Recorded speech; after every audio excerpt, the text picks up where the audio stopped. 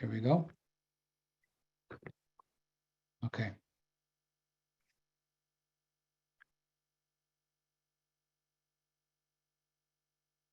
Can everybody see my screen? Alina, can you see? Not yet. Not yet, okay.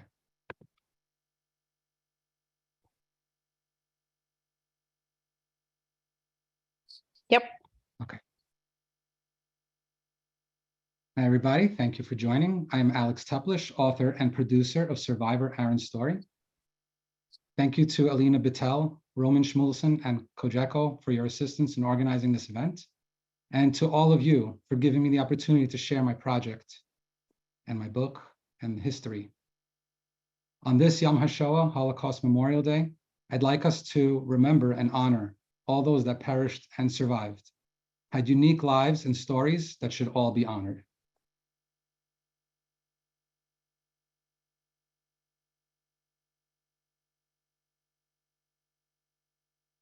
Sorry.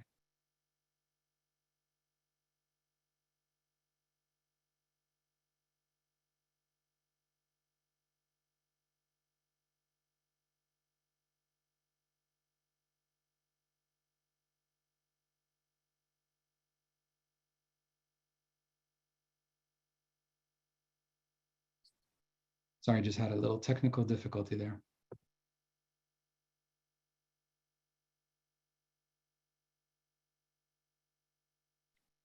This project was part of the COJECO Blueprint Fellowship, generously funded by the UJA Federation of New York and Genesis Philanthropy Group. I immigrated to the United States with my family in 1978. And as a kid, I grew up listening to the stories of my grandfather, Aron's life and survival during World War II. He had always told me about his experiences living in the Soviet Union as a child, leading up to his struggles throughout the Holocaust. I'm so grateful to have had him in my life, to have shared so much with me. In 1996, Aron provided an extensive video interview for the Shoah Foundation, founded by Steven Spielberg. This foundation was created to preserve the stories told by still living survivors of the Holocaust. It has over 52,000 of such video interviews in various languages and from many countries. Aron's interview is almost 3 hours long, providing dates and vivid details of his life. As horrible as his stories were, they were also amazing in that a people can go through so much adversity and tragedy in their life, yet remain resilient and be able to move on. Stalin once said, "One death is a tragedy, 1 million deaths is a statistic." While his intentions were likely cynical, it speaks the truth that personal stories affect us the most. In addition to reading about history and statistics, it is important to also hear individual narratives and get a firsthand account of actual experiences. That is why I felt it is important to share Aron's story, so that we can visualize the difficulties that he and others were forced to endure and feel their empathy with anyone in that situation. My grandfather Aron passed away in April of 2012, and because many other survivors are aging or no longer with us, we must ensure that their stories do not die with them. I believe that it is our duty to pass on their stories to younger generations so that they are not one day erased from the book of history. Survivor Aron's Story is a project that has evolved since its inception. When I first started working on this book, I was going to simply write about my grandfather and his experience during the Holocaust. But it didn't feel like that was telling the entire story. I was left with many questions. In addition to experiencing visually Aron's story, I believe it is important to learn about the history leading up to the Holocaust. The first part of this book shares Aron's experience of living in Odessa, Ukraine, part of the former USSR, and his survival as a teenager under the Romanian and Nazi occupation during World War II. Aron's story, visually depicted here in the graphic novel form, allows us to experience the events firsthand through the eyes of young Aron himself, while learning about one of the least documented episodes of the Holocaust. The illustrations provide the visuals for the reader and is especially approachable for a young adult audience. There are many standard books written about people's experiences, but I figured this format would specifically connect with the next generation of readers. The second part of the book delves deeper into the history of the Jewish diaspora, connecting this historical background to the roots of Jewish persecution, the Soviet Union, World War II, and the Holocaust. Aside from Aron's illustrated story, I will now briefly review the historical components that I identified and researched for this book. I felt that these were the historical puzzle pieces that eventually led to the Holocaust. In the book, I have provided summaries on these topics, details that I felt were relevant. There is a wealth of deeper information on these subjects that I highly encourage everyone to explore. We will also watch video clips of Aron giving his testimony to the Shoah Foundation, along with art from the book.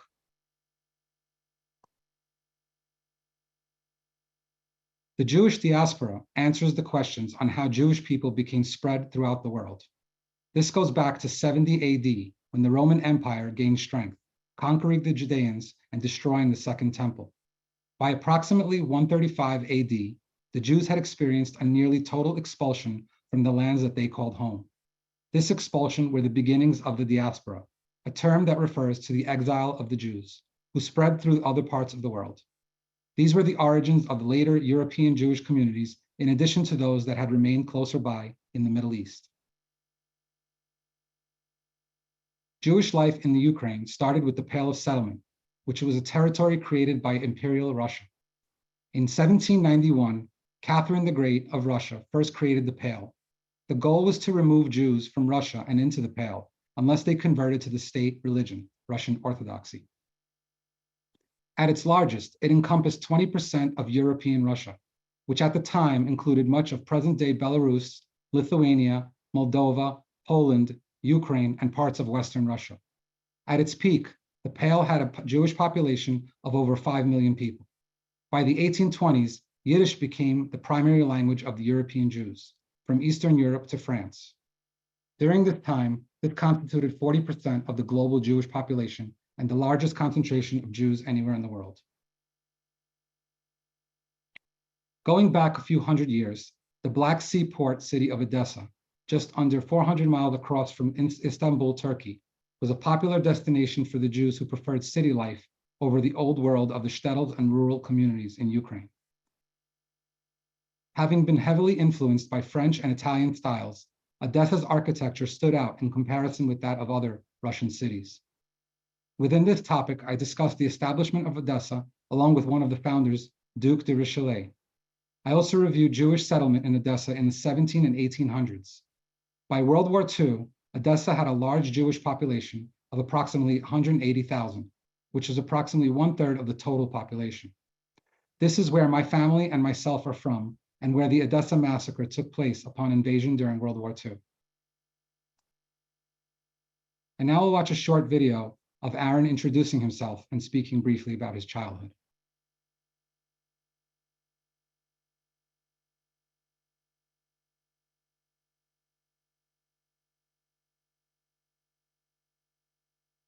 Я, Арон Рабинович, родился в 1928 году, 7 ноября, в городе Одессе. Родился я в рабочей семье. У нас было 4 детей. Папа работал, мама работала. Воспитались в семье, в обычных семьях, воспитывая детей. Ходил в школу. Гулял, играл на улице, все мои дела. Мы жили очень скромно, бедно, можно сказать, потому что зарплату, которую папа получал, нам не хватало на жизнь. Мама хотелось подрабатывать. Так жили. Голодать мы не голодали, но роскоши мы не были. Мама у нас была, как мама, все мамы, хорошие мамы. Замечательная хозяйка, чистеха такая, соблюдала чистоту. И ей было нелегко, нас было 4 детей. Вместе с тем она справлялась со всеми своими обязанностями мамы и жены, как говорится. Я был самый младший. Я помню, что мама меня очень любила. Обычно самого маленького больше любит. Как раз в семье у нас была такая атмосфера, дружная атмосфера. И отмечали мы в основном только советские праздники. Но вместе с тем ходили чисто так, на все праздники, на 1 мая. Обычно май бывало что-то такое свежее, красивое, что выглядели как все советские дети. Мы ходили, смотрели, двигались. Все дети.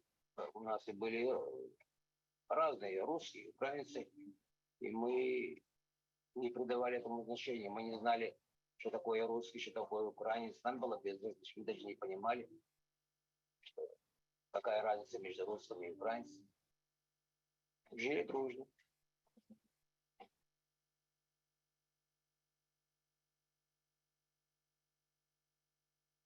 Pogroms is another important topic to know about when learning about the Holocaust. These events were precursors to the Holocaust and go back far into history, making abuse of Jews commonplace among the masses. Pogrom stems from the Russian verb gramit, which means to destroy or demolish violently. In particular, it mostly referred to widespread anti-Semitic riots in the Russian Empire, with large concentration occurring in the Pale Settlement. The struggle against the random attacks led many to adopt the ideas of communists and eventually participate in the Bolshevik Revolution, as these ideals espoused equality for all people. In this section of the book, I describe Kristallnacht, known as the Night of Broken Glass. The name refers to the wave of violent anti-Jewish pogroms which took place in 1938 throughout Germany and its occupied territories. What started off as a massive pogrom, like so many others throughout history, led to one of the most historically tragic crimes against Jews and humanity. A seizure of power from the Tsar had taken place during the Bolshevik Revolution in 1917. Following the Russian Civil War, the Soviet Union was formed in 1922. Although there were many Jews involved in this movement, they were still a small percentage of the overall members. That didn't stop outsiders from calling the Bolshevik Revolution a Jewish-led conspiracy. Between 1936 and 1940, during the Great Purge, Joseph Stalin had eliminated Jews from senior party, government, diplomatic, security, and military positions. When Joseph Stalin had assumed power in the Soviet Union in the mid-1920s, he began to rule with an iron fist. Within this topic of the book, we review the Gulag system of hard labor re-education camps, as well as Holodomor, which was a man-made famine in the Ukraine in 1932 and 1933. Although most people were not aware of it at the time, it was caused by Stalin's forced collectivization of agriculture. Within the Ukrainian SSR, an estimated 2.5 to 7.5 million citizens, mostly ethnic Ukrainians, died of starvation in this peacetime disaster. Stalin's reputation for brutality eventually contributed to the Nazi Party's justification for invasion. The Nazis successfully recruited locals, such as Ukrainians, to support their side with anti-Stalin and anti-communist propaganda. And now we'll watch a short video of Aron talking about his experiences living under Stalin and some of the propaganda that they experienced.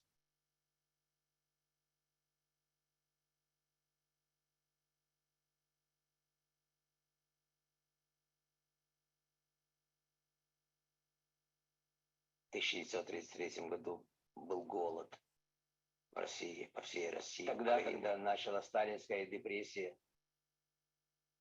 так тоже в основном все люди, может быть, старшего возраста люди, мы об этом не особое значение не придавали мы этому. Мы не могли различить, кто прав и кто виноват, или вообще это сталинская депрессия, или это что-то происходит другое в стране. Потому что мы были дети, и мы не придавали этому значения, но все считали, что он делает правильно. Может быть, думали другое, но сказать все боялись, потому что, конечно, кто даже шепотом скажет, так тот уже больше говорить не будет после этого. Ну и тогда была другая политика. Им нужна была советской власти рабсила. Бесплатная рабсила. И были даны такие указания, это я уже узнал после войны от многих людей, которые были даны такие негласные указания, чтобы давать как можно больше заключенных. Каждое производство находило кого-то в чем-то, он что-то сказал, или порвал портрет, или там, знаете, вот такое какое-то малейшее недовольствие проявил, и тут же этот человек был забран. и послан на принудительные работы в лагеря, в том числе и папа. Вы знаете, мы песни все пели про Сталина, и нам столько говорили об этом, и вообще мы думали, что без Сталина мы вообще жить не можем. Взрослые так все боялись, все тряслись. Времена были такие. Сталин это был нам на первом плане, понимаете. Даже сочиняли песни на еврейском языке, и тоже про Сталина. Ну вот, была такая песня на еврейском. Номер тренкен аллах хаем фардлибм хавр Сталин. Давайте выпьем мы все вместе за нашего любимого вождя Сталина. Фартем либн хавр Сталин, ай-яй-яй-яй. Фартем либн хавр Сталин, ай-яй-яй.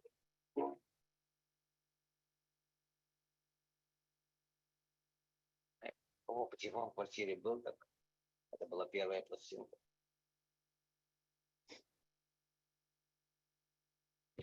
Aside from understanding the Soviet Union, it is also important to explain the ideology of the Nazis, with eugenics at its basis. The concept of eugenics was that a master race had evolved and should be bred to be superior to the other, inferior races of the world. The modern interpretation of eugenics was based on an idea of hierarchy of races, judged by the darkness of skin color and human skull dimensions. The Nazis included the practice of eugenics as part of their mainstream society, calling it racial hygiene. Sterilization and euthanasia programs were also used to eliminate those deemed unworthy of life or reproduction. By the 1930s, both educational and storybooks for children in Germany taught their readers about the Aryans, the master race, further conditioning the youth to accept the horrors that were in practice and those that were yet to come. Biased, misleading, and often deceptive information used to promote a particular political cause or point of view, influencing specific populations, has been used by many governments throughout history. The Soviet regime under Stalin, and especially Nazi Germany under Hitler, are famous for their use of this powerful tool. The methods of delivery of propaganda have been literary works, state-run newspapers, flyers, leaflets, negative caricatures, radio, and later movies and television. Anti-Semitic propaganda dates back a bit further in history, with one of the most famous works being the Protocols of the Elders of Zion. This was an anti-Semitic hoax describing a Jewish plan for global domination, first published in Russia in 1903. It was translated into multiple languages and disseminated internationally, including in the United States, in the early part of the 20th century. Despite it being proven a fake and a hoax, people continue to propagate this theory around the world to this day. Various types of anti-Semitic and other propaganda were used to cultivate young people's minds, to believe that they were the super race and all others were to be dominated. In Nazi Germany, children were targeted at a young age.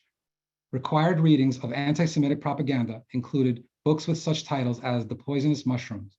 Other examples of anti-Semitic propaganda include 1940 Nazi pseudo-documentary, The Eternal Jew, that depicted Jews as genetically destined to be wandering cultural parasites.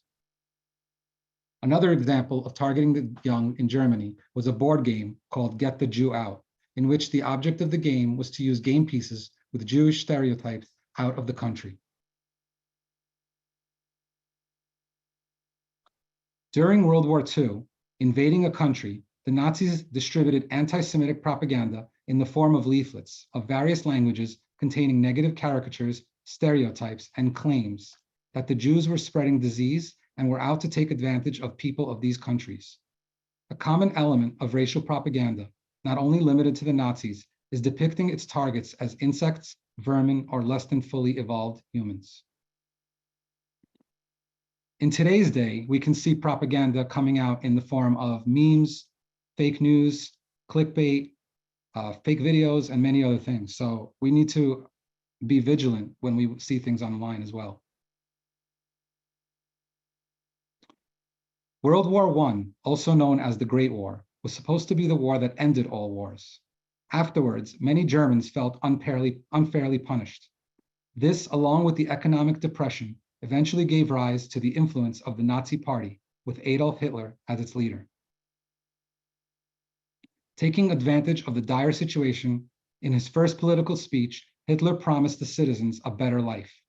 Initially, in the 1924 elections, the Nazis had only obtained 3% of the popular vote, but gradually gained strength. By using propaganda, spending a great deal of money on newspapers, leaflets, and poster campaigns, the Nazi Party began to increase its appeal. Unfortunately, instead of World War I being a war that ended all wars, it actually directly influenced World War II. Hitler wanted to dominate all of Europe, starting with Poland. With Nazi Germany now gaining strength and new territories, it had set its sights on conquering the Soviet Union, despite the German-Russian non-aggression pact signed in August of 1939. Their newest plan, codenamed Operation Barbarossa, was the invasion of the Soviet Union. Hitler's own manifesto, Mein Kampf, had clearly stated that his goal was to invade and conquer the Soviet Union, and that he considered Bolshevism to be a tool of the Jewish people to control the Russian population. In addition to his hatred for the Jews, he also considered the majority of Russian and other Slavic peoples to be subhuman. His intended goal was to kill, deport, or enslave them, clearing the lands for living space to be repopulated by the Germanic race. At the time, General Antonescu of Romania thought Germany to be a strategic partner, hoping that this alliance would eventually win back the territories taken over by the Soviets. From 1940 to 1944, Romania had become an ally of Nazi Germany and shared its anti-Semitic agenda. In this section of the book, I explain the details that led to the two world wars, their alliances and outcomes. I also explore the rise of Hitler and the Nazi Party. In this short video, Aron will describe the beginning of the war.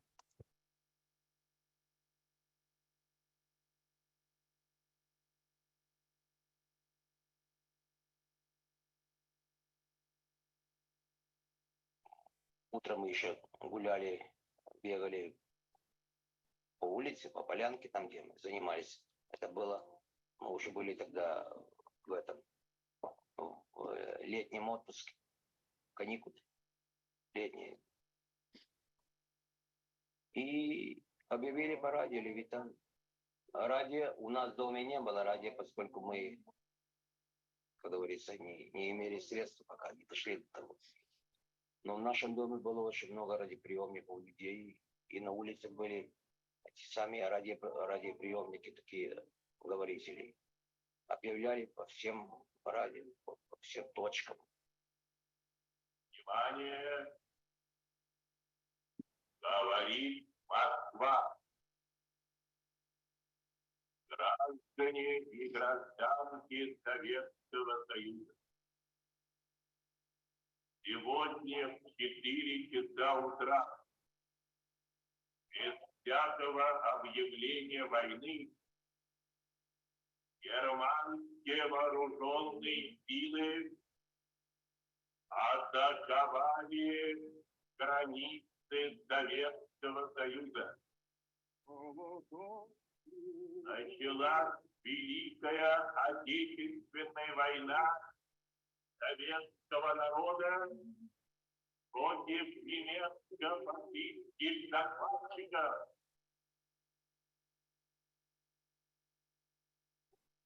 Целый день повторялось. Собирались люди, толпы людей, отдельные группы людей. И каждый высказывал свое мнение по-разному. Говорили, что война – это пагубное дело, и хорошо нам не будет от войны. Так она и была. В первую очередь война коснулась евреев. Папа есть решение, что эвакуироваться мы не будем. Когда началось, когда румыны начали приближаться, и немцы к Одессе, и окружили Одессу, и все начали эвакуироваться, большинство людей. Так папа сказал, что он хочет. И я еще с одним мальчиком моего возраста, мы пошли в порт посмотреть там что. Кто-то нам что-то сказал, что там сапли, пистолеты, вот такой. И действительно, когда мы пришли, я помню, как лежали эти пулеметы, и гранаты, и кучи прямо, и винтовки, и танки стояли. Уже не было никого.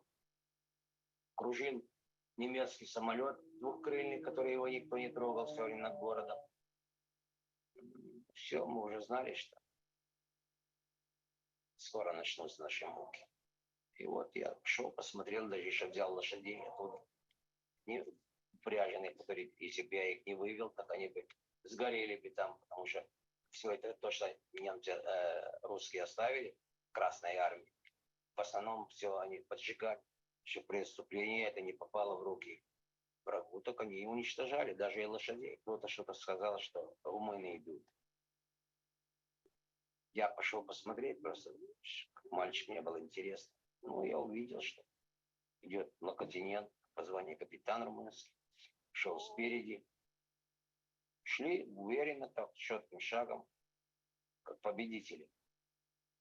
И один жилец нашей улицы, как он вынес полотенце с петухами, буханка хлеба и соль. Говорит, дорогие наши, мы вас ждали 23 года. А потом появились, через день-два появились немцы. Они ходили по городу. Они считали себя на 10 голов выше румынов. Понимаете?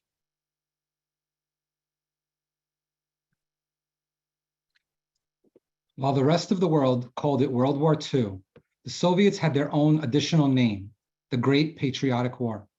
In July of 1942, one of the deadliest battles ensued between the Nazis and the Soviets, called the Battle of Stalingrad, lasting almost 7 months. Most historians consider it the greatest battle of the war between these nations and was the turning point for the Nazis' Eastern Front. The Soviets had encircled and defeated an entire German army, preventing the Nazis from making the strategic move deeper into Soviet territory.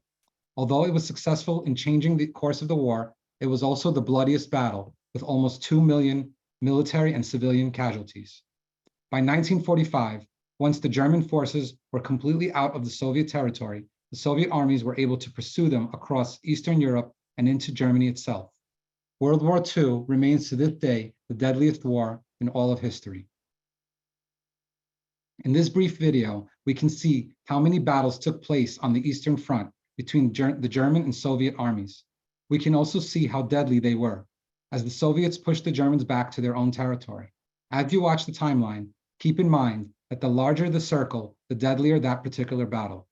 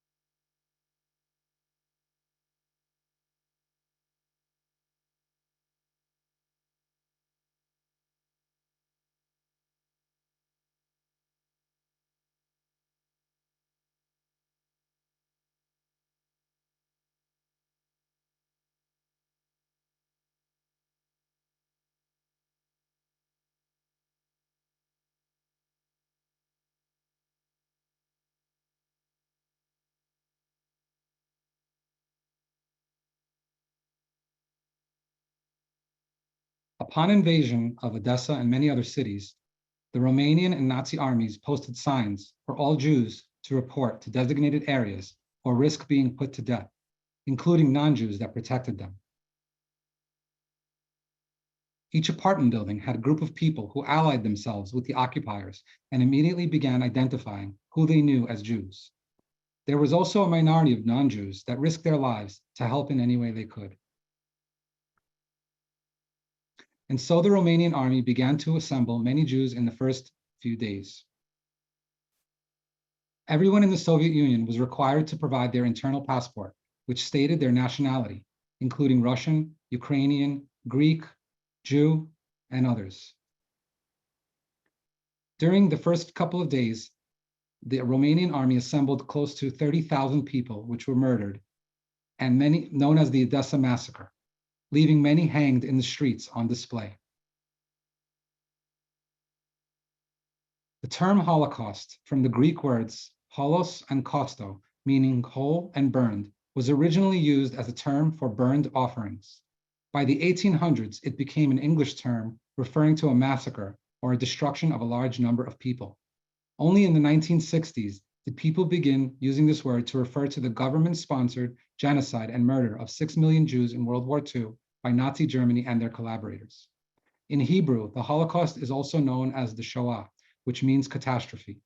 Although most people tend to think of the Jewish tragedy when hearing this word, approximately 5 million non-Jews also fell victim to the Nazi Holocaust. The Holocaust became a process of overlapping stages consisting of emigration, ghettoization, firing squads, concentration camps, and ultimately death camps. While most people think that it was only the Germans who carried out the terror of the Holocaust, Romania was also responsible for exterminating hundreds of thousands of Jews. Another lesser-known fact is that a multitude of people who had been Soviet citizens also collaborated with the Nazis and Romanians, bringing additional abuse, terror, and murder to the Jews. In fact, the horrors that my grandparents experienced during the Holocaust were mostly perpetrated by the Romanian army as well as local collaborators. Some of their experiences, including being crammed, standing in cattle cars for almost a full day, death marches for miles through the freezing cold, snow, and being locked up in groups in old barns without heat or food. In this section of the book, I explore the various facets of the Holocaust and delve deeper into the subject. And now we'll watch a short video of Aron describing some of his experiences during this time.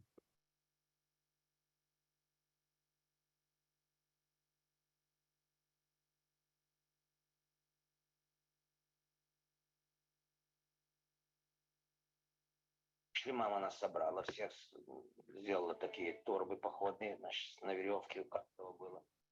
И у меня, и у брата, и все.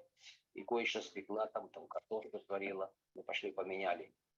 Брат мой пошел на базар, поменял вещи на картошку, там, на муку такую вот. И вышли мы.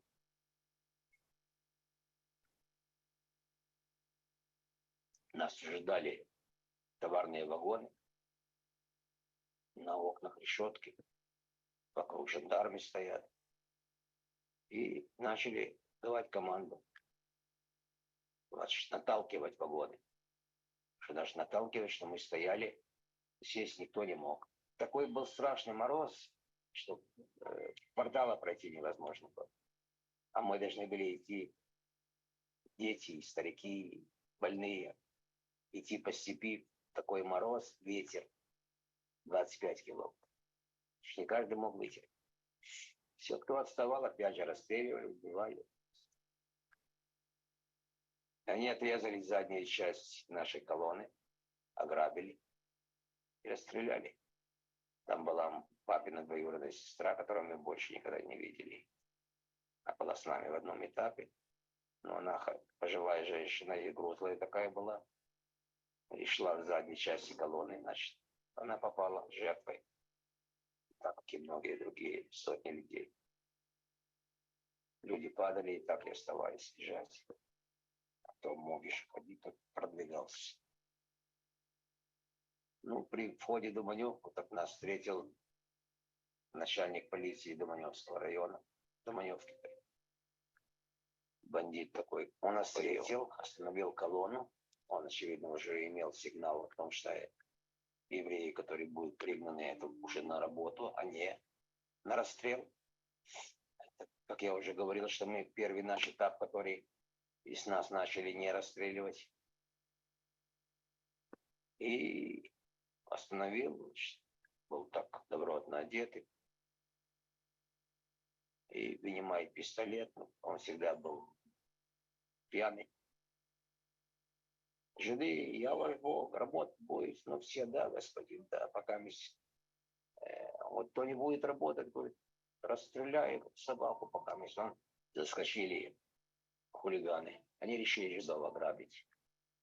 То есть забрать последнее то, что у нас было. И избивали, заскочили, начали бить этими железными прутьями и забрали, буквально оставили нас голыми. В полном смысле голыми. Наступили холодами, голые боссы, мы же не могли там быть. Нас опять вернули в баню. И в бане уже на работу нас тоже не могли погнать. потому что мы совершенно были раздеты. Нам завезли горбу, это горбу соломы, как для свиней. И каждый имел свой участок, опять же, занял там, где он был. Раньше лежал до того, что нас выгнали оттуда. И закрыли на замок. И еду почти не давали. Мы не работали, не кормили. Мы были все настолько несчастные, грязные, вшивые. Ну, и именно в тот период, в ту зиму, эту холодную и голодную зиму, умерли все, пожалели. Всеми болели. У каждого из нас была чесотка, экзема. Все их мы перенесли, ослабленные. Понимаете? Ну, мы молодые ели, а родители не могли этого кушать, папа в особенности, и десятки других людей. Я всех помню по именам, и сейчас представляю их внешний вид. Вот ту зиму умерли мои родители оттуда.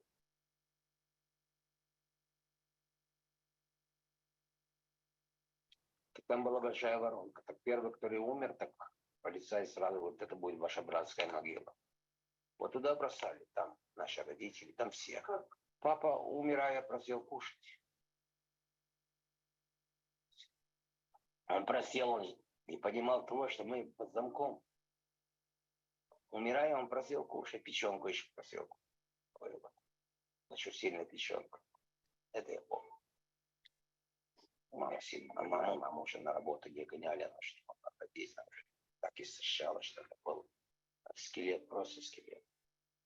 Она уже есть не могла, и она умерла от голода. Она говорила, что мы были дружны.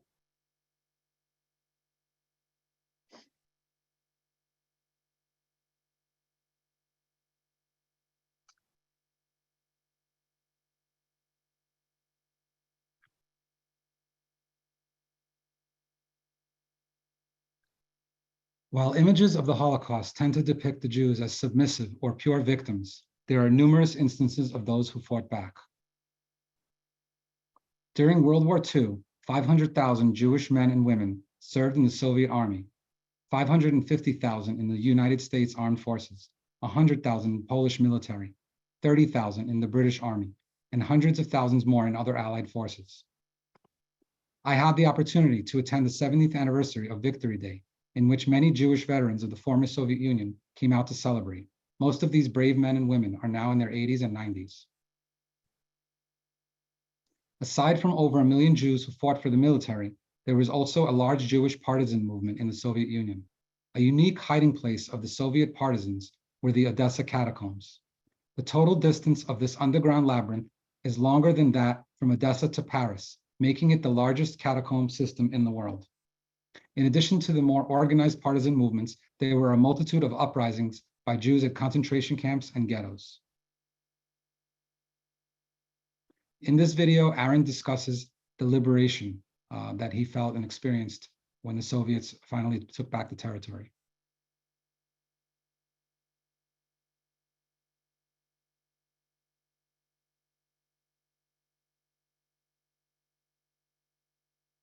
Мы знали, что вот город такой-то взяли, Сталинградская битва, все это. Кое-что до нас доходило, понимаете? То были румыны хозяева, а то их вообще не стало, они уехали в Румынию. Их отозвали и оставили нашу территорию вместе с нами, со всеми, за месяцев 5 до того, что освободили нас. То есть мы перешли к немцам. Сегодня одна дивизия была у нас после боев, их там переодевали и кормили. Они уехали, скот без конца гнали, и танки шли, и орудия. Они только уничтожали, чтобы не осталось там больницы, там слабойки, вот это, железные дороги, вот все это, солома, сено, все это, скот расстреливали. Они даже и не думали о том, что могли остаться живым евреи там. Конечно бы нас без уничтожили даже. Они даже не представляли. что может остаться еврей. Они понятия не имеют. Так мы увидели, что движется колонна, не колонна, а люди. Мы увидели, что не немцы, так там была одна женщина, среди них лейтенант. И она нас увидела, мы единственные, которые мы с ней встретились при входе в это село. Она говорит: ребята, немцы есть в селе? А мы еще видели, когда мы выезжали, колонна выезжала. Она говорит: вы можете показать? Конечно, мы пошли показывать, куда пошли, в какое направление, по какой дороге пошла эта колонна. Как мы только начали спускаться вниз, эти автоматчики их увидели, они кубарем скатились. Те скатились буквально вот таким образом, нам кричат: ложись. Мы легли и начали стрелять по этой колонне. Те, кого убили, кого ранили, лошадей, знаете, вот такая паника началась там, нам это все видно. Те разбежались, которые были не убитые, не раненые, как говорится. И их они не видели, но видели-то они нас вдвоем. Мы лежали и начали стрелять, и пули прямо вот чудо освободили 28 марта. А Одессу освободили 10 апреля. Взял апрель. Так мне пришлось дать показания. Привели всех наших. И нас мобилизовали ребят, которым было 16 лет и до 16 пару месяцев. Нас вызвали в военкомат.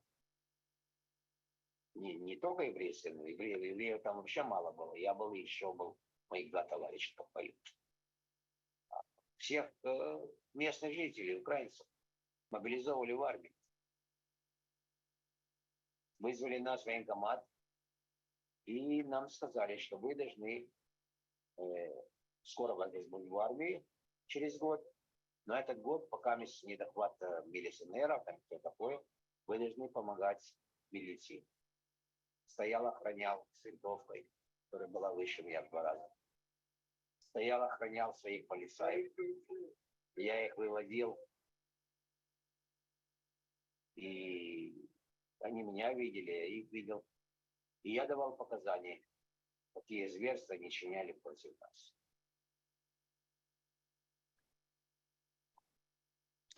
A question I myself have asked throughout my life has been, why the Jews? The ones who have pointed their finger of hatred at the Jews have used various lines of reasoning.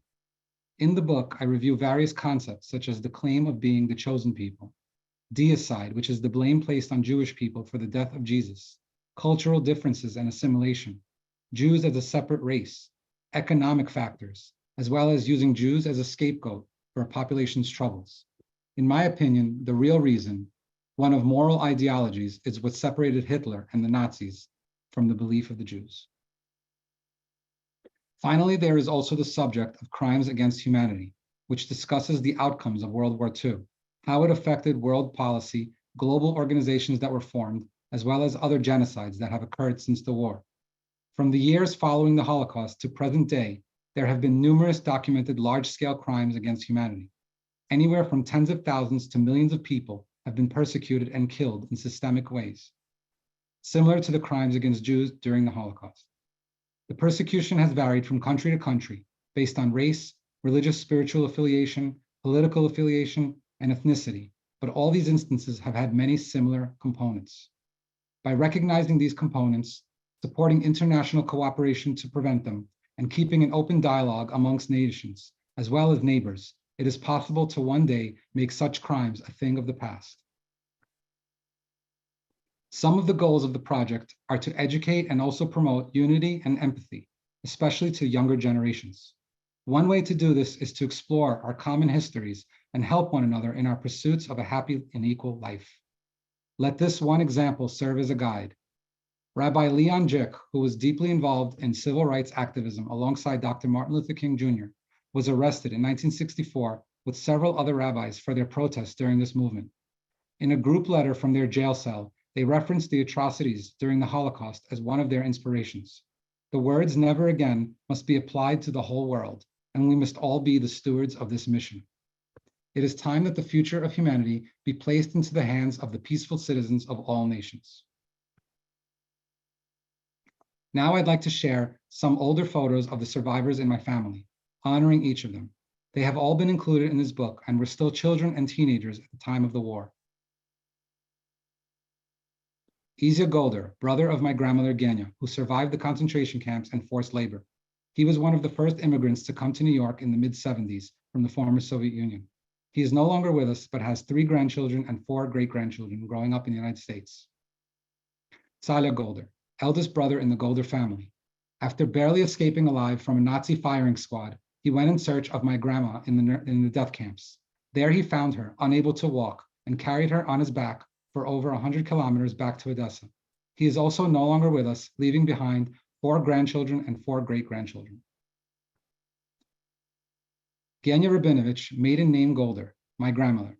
She was the only surviving daughter of Celia and Benjamin, having experienced 2 of her younger sisters, one a little girl and the other a newborn baby, perished from starvation in the camps.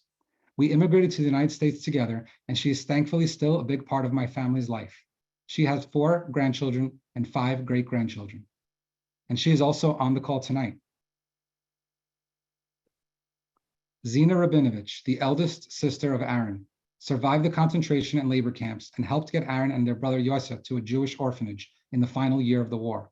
She eventually immigrated to Germany and passed away at the age of 90, having a granddaughter and 3 great-grandchildren. Misha Rabinovich, eldest brother of Aron, surviving the camps and finally being taken to work on a bridge for the Nazis. At completion of this work, him and Salya were lined up in front of a firing squad and shot at. They both fell on top of the dying others and lied there, pretending to be dead as well. They stayed still until the Germans left, finally climbing out of this death pit. Misha was injured by a bullet, but survived. He passed away many years ago, leaving behind 2 sons. Yosef Rabinovich, who spent most of his experiences alongside my grandfather Aron, also has an interview with the Shoah Foundation. He passed away, leaving behind 2 grandchildren and 3 great-grandchildren. Aron Rabinovich, my grandfather and main character of this book.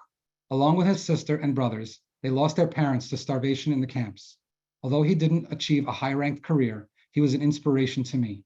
He loved history, world politics, and storytelling, and we had a very close relationship throughout his life. And last but not least, my great-grandmother, Celia Golder. After the war, she reunited with her 3 children and also took in Aron and his siblings until they were able to be on their own. She became the matriarch of all our families, and without her, none of us would be where we are today.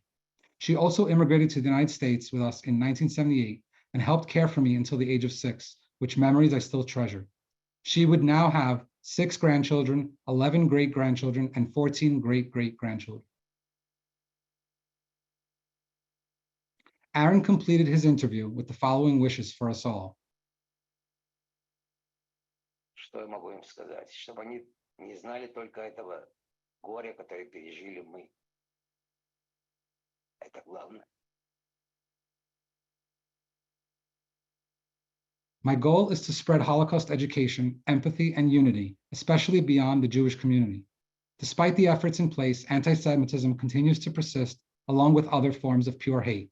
I think it is important for the younger generations to learn from history to prevent anything like this from ever happening again. Again, I'd like to thank you all for coming today. This concludes my presentation, and I'd be happy to answer anyone's questions at this point. I'll also be pasting 2 links. One is to a virtual museum, which has similar content to what you've seen tonight, but it goes even beyond that. So anyone can browse the museum through their browser or through a headset and basically explore this virtual museum. And then I'm also going to paste a discount to the book. If anyone's interested, you can get a discount by using this link versus purchasing on the website. Thank you so much, Alex. I'm going to give everyone an opportunity to unmute themselves if they would like to ask a question.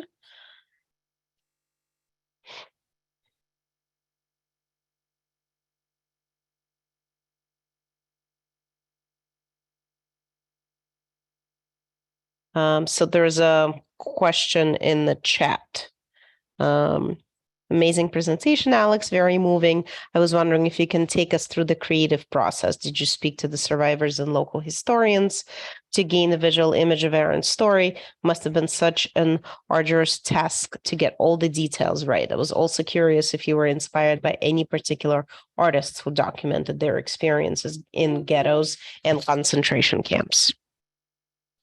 Great question.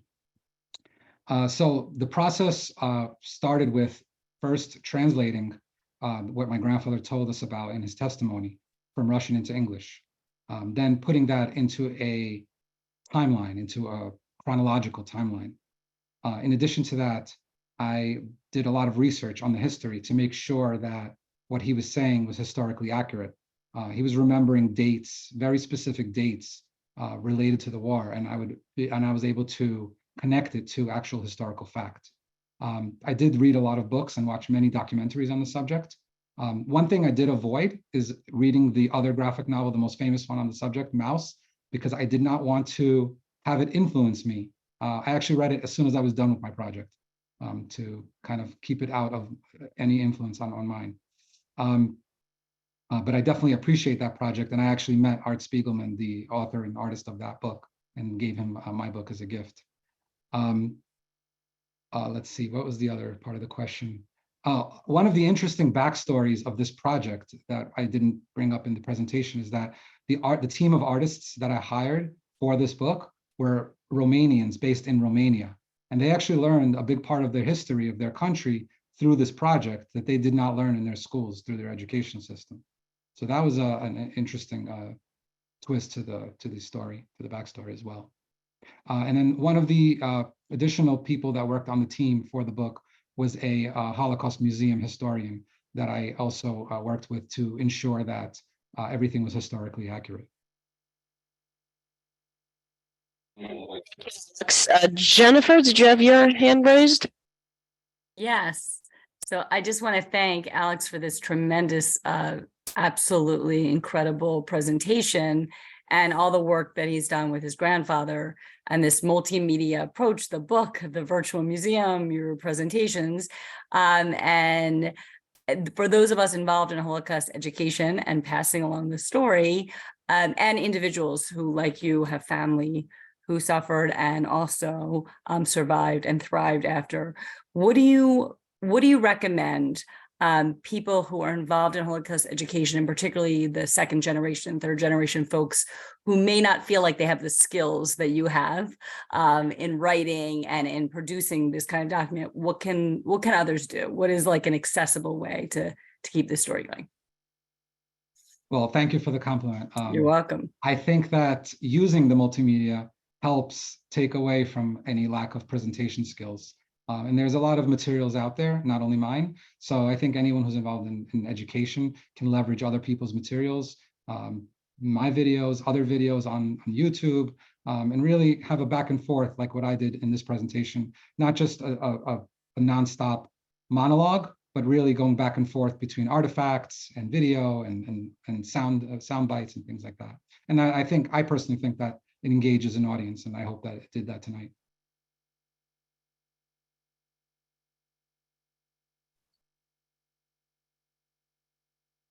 Does anyone else have questions for Alex? Getting a lot of thank yous. Thank you. In our chat. So we'll give it another moment. And if there are no more questions, I'm going to thank everyone for joining us tonight. I'm going to encourage everyone to explore the resources that Alex shared. I'm going to encourage everyone to get as many stories of survivors from your family, friends, as you can. And please join other COJECO programs who will be following up with you over email, sharing all of our upcoming events and programs. If you're not familiar with us, please start following us on Facebook and all other social media that you have available. I have a question. I'm Yeah. sorry. You can finish. I didn't want to interrupt you.